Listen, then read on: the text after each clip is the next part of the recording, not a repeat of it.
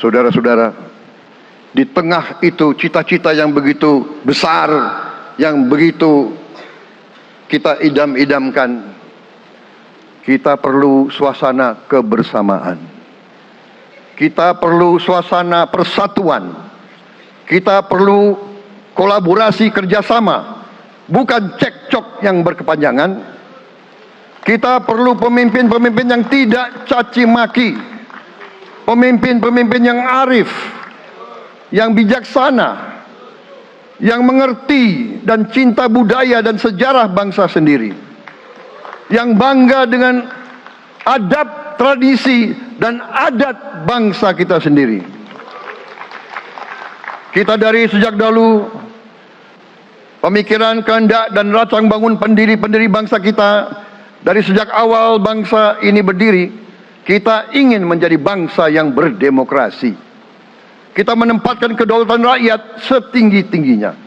Dalam dasar negara kita, Pancasila, kerakyatan merupakan sendi utama dari kelima sila yang kita junjung tinggi. Kerakyatan yang dipimpin oleh hikmat kebijaksanaan dalam permusyawaratan perwakilan. Kita menghendaki kehidupan demokrasi, tapi marilah kita sadar bahwa demokrasi kita harus demokrasi yang khas untuk Indonesia. Demokrasi yang cocok untuk bangsa kita.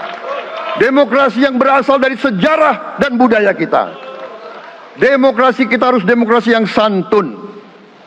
Demokrasi di mana berbeda pendapat harus tanpa permusuhan.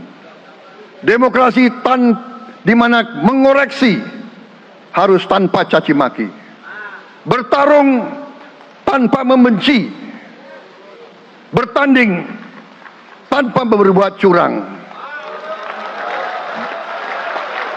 Demokrasi kita harus demokrasi yang menghindari kekerasan, yang menghindari adu domba, yang menghindari hasut menghasut.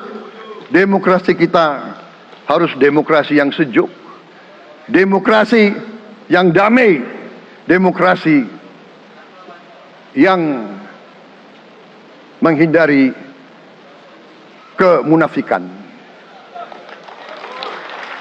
Hanya dengan persatuan dan kerjasama kita akan mencapai cita-cita para leluhur bangsa kita. Bangsa yang gemah ripah loh jinawi, toto tentrem kertora harjo. Bangsa yang baldatun, tojibatun, warobun gofur. Bangsa di mana rakyat cukup pangan, cukup sandang, cukup papan. Cita-cita kita adalah melihat wong cilik iso gemuyu. Wong cilik bisa senyum, bisa